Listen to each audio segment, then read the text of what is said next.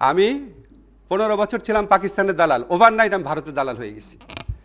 আমার আমেরিকায় বাড়ি আছে, আমার পরিবার চলে গেছে অলরেডি। তো আমার নিজের কাছে খুব অনেস্টলি মনে হয় বাংলাদেশে এখন বাক স্বাধীনতা সবার আছে, শুধু সরকারে যারা আছে তাদের নাই।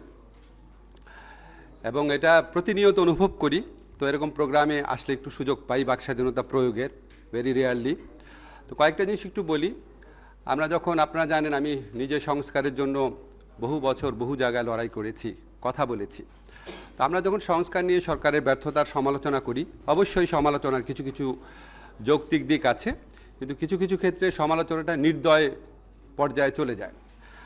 আপনি এখন 10টা জিনিসের মধ্যে সরকার যদি 4টা জিনিস করে, 4টা জিনিসকে বলেন 4টা জিনিস করেছে এটা অ্যাকনলেজ করেন, করে বাকি যে 6টা করতে পারে নাই সেটার জন্য সমালোচনা করেন, সমস্যা নাই। কিন্তু একদম কিছুই দেখবেন না, কিছুই হয়নি যখন আপনারা রেসপন্সিবল পজিশনে থাকা লোকজন বলেন, তখন খুব দুঃখ লাগে যে আসলে কি সৎভাবে সমালোচনা করেন, নাকি সমালোচনা আপনাদের একটা পেশা বা একটা আত্মতৃপ্তির বিষয়ে পরিণত হয়। যেমন আমরা সারা জীবন বলেছি সংস্কার কোথায় হয়েছে দেখেন, সারা জীবন আমরা বিচার বিভাগের স্বাধীনতার কথা বলেছি। এখন বিচার বিভাগে পদ সৃজন, বদলি, পদোন্নতি, বাজেট অ্যালোকেশন, বাজেট ম্যানেজমেন্ট সমস্ত কিছু উচ্চ আদালতে দিয়ে দেওয়া হয়েছে। যতটুকু স্বপ্ন আমরা ওয়াইল্ডেস্ট ড্রিমে দেখেছিলাম তার সবটুকুই দিয়ে দেওয়া হয়েছে। এটা কি সংস্কার না?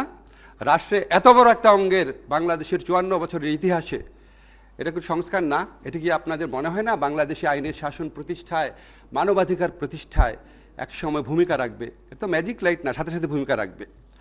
তারপর হচ্ছে আমরা একটা গুম কমিশন করেছি, এটা অসাধারণভাবে কাজ করেছে। এবং ওই গুম কমিশনের অভিজ্ঞতার আলোকে আমরা একটা হিউম্যান রাইটস কমিশন ল করেছি। আমি আপনাদেরকে প্রত্যয়ের সঙ্গে বলি, দক্ষিণ এশিয়ার যে কোনো হিউম্যান রাইটস আইনের চেয়ে আমাদের আইনটা বেটার হয়েছে। আমরা এই আইন অনুযায়ী অচিরেই হিউম্যান রাইটস কমিশনে নিয়োগ দিতে যাচ্ছি। এটা কি কোনো সংস্কার না? আমাদের সিআরপিসি, সিপিসিতে যারা আছেন এখানে, এমন সংস্কার হয়েছে যেটা গত 54 বছরে হয় নাই। এটা চোখে পড়ে না আপনাদের? আমাদের লিগ্যাল এইড অধিদপ্তরকে আগের চেয়ে 10 গুণ বেশি কার্যক্ষম করা হয়েছে। এই কার্যক্রম দেখে এত খুশি হয়েছে ব্র্যাক, যে তারা 5.5 কোটি টাকা খরচ করে আমাদের অফিস রিফার্বিশ করে দিয়েছে, এত খুশি হচ্ছে। আপনাদের এটা চোখে পড়ে না যে 10 গুণ বেশি মানুষ বিনা খরচে, বিনা ভোগান্তিতে আইনগত প্রতিকার পাচ্ছে? আমাদের লক্ষ্য হচ্ছে 20 গুণের এটাকে নিয়ে যাওয়া। আমাদের ডিজিটাল সিকিউরিটি অ্যাক্ট, যারা সবচেয়ে বড় সমালোচক আছেন ওনাদের সাথে বসে যেভাবে বলেছেন 90% ক্ষেত্রে করা হয়েছে। হ্যাঁ, 10% করা যায়নি, রাষ্ট্রেরও কিছু কিছু সামর্থ্যের ব্যাপার থাকে। এটা চোখে পড়ে না আপনাদের? তো আমার কাছে মনে হয় কি, আমরা যখন প্রত্যাশা করি, আমাদের এই বিপ্লব পরবর্তী সময়ে প্রত্যাশা ম্যানেজমেন্ট একটা বিশাল ব্যাপার হয়ে দাঁড়াইছে। আমি একটা ছোট্ট করে আপনাদের ঘটনা বলি। আজকে যে বাংলাদেশের ফুটবল টিম আছে, এই ফুটবল টিমকে যদি পৃথিবীর শ্রেষ্ঠ 2টা কোচের নাম বলি, ম্যানেজারের নাম বলি, একজন পেপ গার্ডিওলা আর একজন হচ্ছে জেনেদিন জিদান। এখন যেন বাংলাদেশের ফুটবল টিমকে যদি জেনেদিন জিদানের হাতে দিয়ে দেন, 1 বছরের জন্য ট্রেনিং করাবে, জাস্ট বাংলাদেশে সে ট্রেনিং করাবে, অন্য লজিস্টিক টজিস্টিক কিচ্ছু দিবেন না, জাস্ট ট্রেনিং করাবে। বাংলাদেশের ফুটবল টিম কি ওয়ার্ল্ড কাপে মূল পর্বে খেলার যোগ্যতা অর্জন করে ফেলবে? একটা টাইম তো লাগে, ক্রম বিকাশ তো লাগে। তারপর আমাদের সরকারের সাফল্য নিয়ে অনেক সমালোচনা থাকতে পারে, কিন্তু আপনাদের কি কিছু জিনিস কখনো চোখে পড়ে নাই? এই যে এই সরকার এসে ভারতের আধিপত্য থেকে বাংলাদেশকে মুক্ত করেছে, ভারতের যে আগ্রাসী একটা ভূমিকা ছিল সব জায়গায়, সেখান থেকে স্বাধীন কণ্ঠে কথা বলতে পারছে ডক্টর মোহাম্মদ ইউনূসের নেতৃত্বে, এটা আমাদের কোনো অর্জন না? আমাদের যে রিজার্ভ বেড়েছে, আমাদের যে মুদ্রাস্ফীতি নিয়ন্ত্রণ আছে, আমাদের যে ব্যাংকিং খাতে ভগ্নপ্রায় বিধ্বস্ত ব্যাংকিং খাতে শৃঙ্খলা এবং আস্থা ফিরে এসেছে, এগুলি কোনো সাফল্য না? আমাদের যে 20,000-এরও বেশি হয়রানিমূলক মামলা, যেখানে প্রায় 5 লক্ষ আসামি ছিল বিরোধী দলের ভিন্ন মতের মানুষের, সেই মামলা প্রত্যাহার হয়েছে 20,000-এরও বেশি, এগুলি কি কোনো সাফল্য না? তো আপনারা যখন বলেন এই সমালোচনাগুলো তো অনবরত করা হয়, আমরা তো সবসময় উত্তর দিতে পারি না। কিছু ফেসবুকে লিখলেও স্যার মানা করে যে না বলতে যেও না, জাস্ট কাজ করে যাও। আর ব্যক্তি পর্যায়ে আপনারা বললেন, একজন ভাই বললেন সাইবার বুলিংয়ের বিরুদ্ধে ব্যবস্থা নিচ্ছেন না কেন? আপনারা বলেন তো বুকে হাত দিয়ে, বাংলাদেশে গত 16 মাসে সবচেয়ে বেশি সাইবার বুলিং কার এগেনস্টে হয়েছে? আমার এগেনস্টে হয়েছে। চ্যালেঞ্জ করে বললাম আপনাদের, আমার এগেনস্টে হয়েছে। প্রথম 4 মাসে আমার বন্ধুরা খুঁজে বের করেছে, শুধু 4টা ডেডিকেটেড ভিডিও করা হয়েছে আমার সমালোচনা করে। আমি 15 বছর ছিলাম পাকিস্তানের দালাল, ওভারনাইট আমি ভারতের দালাল হয়ে গেছি। আমার আমেরিকায় বাড়ি আছে, আমার পরিবার চলে গেছে অলরেডি আমেরিকায়, প্রকাশ্যে চ্যালেঞ্জ করে বলেছি আজকের থেকে 6 মাস আগে যে একটা মানুষ আমেরিকায় বাড়ি থাকলে এটা ঠিকানা খুঁজে বের করা সম্ভব, আমেরিকাতে বাড়ি থাকলে অবশ্যই বের করা সম্ভব এটা কার বাসা। ওপেন চ্যালেঞ্জ করেছি সমস্ত বাংলাদেশ, পৃথিবীতে যত বাঙালি সাংবাদিক ইউটিউবার আছে সবাইকে, খুঁজে বের করতে পারে নাই। তো যেই মিথ্যুক, যে বদমাইশ বা যেই বদমাইশরা এগুলি প্রচার করেছে তাদের এগেইনস্টে কেউ কিছু বলেছেন? এর চেয়ে বড় সাইবার বুলিং হয়? একটা মানুষ যার জীবনে সততা সবচেয়ে বড় অহংকার, তার বিরুদ্ধে এই ধরনের ক্যাম্পেইন করা। তারপরে আরেকটা স্পেসিফিক এক্সাম্পল দিই, দেখেন সমালোচনা কোন জায়গায় যায়। আমার পাশে বাংলাদেশের একজন স্বনামধন্য আইনজীবী আছেন, যদি আমি ভুল করে থাকি আরেকজন স্বনামধন্য আইনজীবী আছেন, ভাই বলেন, আমরা ভুল করে থাকলে বলেন, আপনিও আছেন, আমরা বলেন।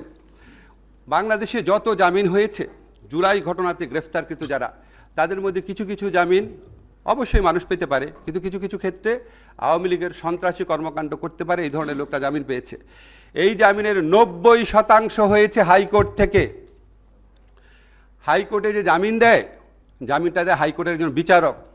তো জামিন দেওয়ার ক্ষেত্রে যদি কোনো ভুল থাকে সেটা বিচারকের দোষ।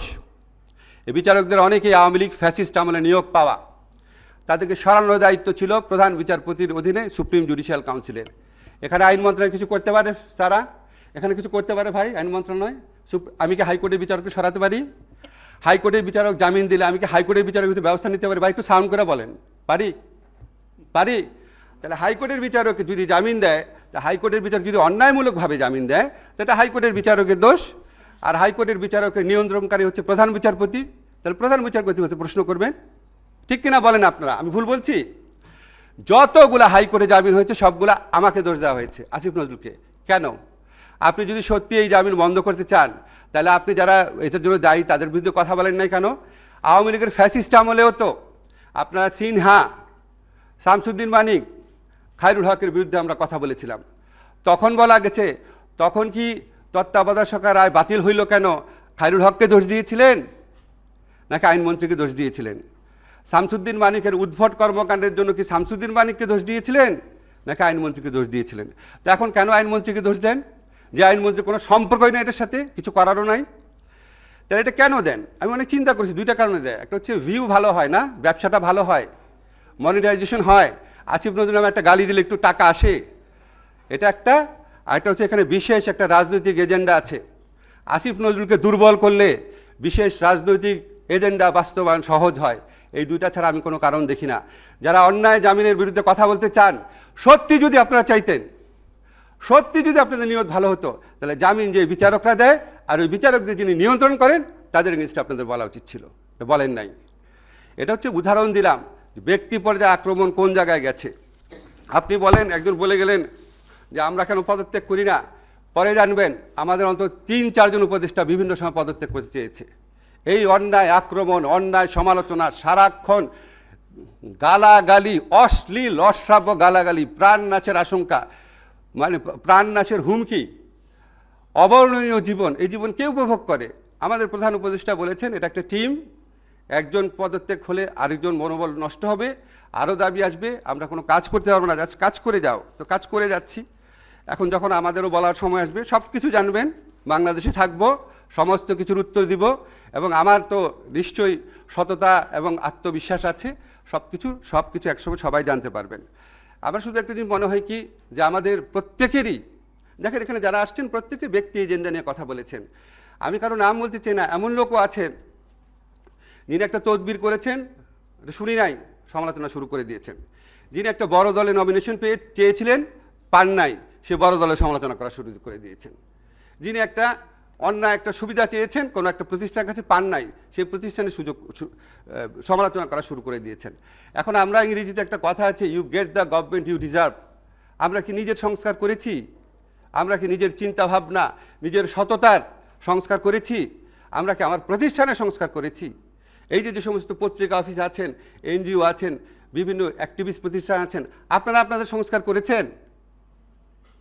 এই যে রাজনৈতিক দল আছেন, আপনারা আপনাদের সংস্কার করেছেন? তো কোনো কিছু করবে না, সবাই হচ্ছে কি আমি একা সবাইকে দোষ দিব, সবাই সবাইকে দোষ দিবে। নো, আমি তো বলছি আপনাদের আমাদের অনেক ব্যর্থতা আছে, অনেক ভুল আছে। প্রথমেই বলেছি 10টা জায়গায় অন্তত 4টা জায়গা ঠিক করেছি, 6টা জায়গা করতে পারিনি। 6টা জায়গা তো অবশ্যই বলবেন, 4টা জায়গা অ্যাকনলেজ করেন। আমরা যদি পরমত সহিষ্ণু না হই, আমরা যদি বিবেকবান না হই, আমরা যদি সৎ না হই, আমাদের নিয়তের মধ্যে যদি সততা না থাকে, তাহলে কোনো দিন আমরা জাতি হিসাবে অগ্রসর হতে পারবো না। আপনি কিছু আইনি সংস্কার করে দিলেন, ম্যাজিক্যালি মানুষ ভালো হয়ে গেল। এটা পৃথিবীর কোথাও হয়েছে? একটা দেশ ইংল্যান্ড, ওখানে সংবিধানই নাই, আর আফ্রিকান যে কোনো দেশে দেখেন সংবিধান, কোনো হাজার হাজার ভালো আইন আছে, তো ওখানে কি বেটার গভর্নেন্স প্রতিষ্ঠিত হয়েছে? কাগজ দিয়ে বেটার গভর্নেন্স প্রতিষ্ঠিত হয়? আমরা আত্মসমালোচনা করি। পৃথিবীতে আমাদের ইসলাম ধর্মে আছে সবচেয়ে বড় গুণের একটা হচ্ছে আত্মসমালোচনা করা। আছেন, আমরা সবাই আত্মসমালোচনা করি, সবাই সবার মতামত, সবাই সবার সীমাবদ্ধতা, শক্তিমত্তা বোঝার চেষ্টা করি। এইভাবেই যদি আমরা অগ্রসর হই, আগামীতে আমরা ধীরে ধীরে সংস্কারের পথে অগ্রসর হতে পারবো। 5 থেকে 10 বছরের মধ্যে দেশকে আমরা ইনশাল্লাহ অনেক ভালো জায়গায় নিয়ে যেতে পারবো।